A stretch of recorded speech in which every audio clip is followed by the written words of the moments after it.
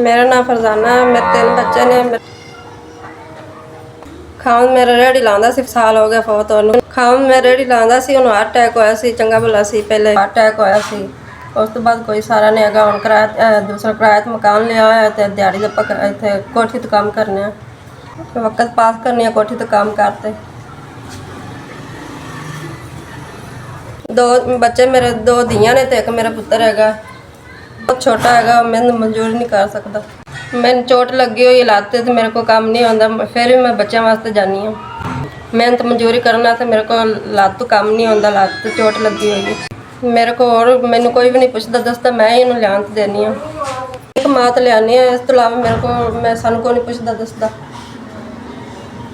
खावन मेरा बहुत होया, साडा कोई वसैल नहीं हैगा।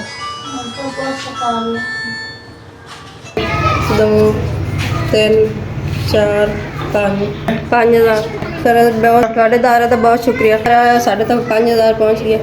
मैं बेवा औरत हाँ, नाल मेरे 3 बच्चे यतीम हैं। इन्होंने पालना बड़ा मुश्किल है। मैं आज लत्त वजह तो लोगों के घर काम नहीं कर सकती। ठेकेदार की बड़ी मेहरबानी, तुसी मेरे तो 5 हज़ार बहुत आसान किया। ठेकेदार ਨੂੰ खुश रखे, अल्लाह ताला ਤੁਹਾਨੂੰ बहुता देवे। अल्लाह ताला ਤੁਹਾਡੇ ਤੇ हमेशा राजी रहे। ठेकेदार की बड़ी मेहरबानी, तुसा मेरी गल सुन ते 5 हज़ार रुपया गल्ला। ठेकेदार की बड़ी मेहरबानी। मैं ते मेरे बच्चे ठेकेदार बड़ी ठेकेदार खुश रखे।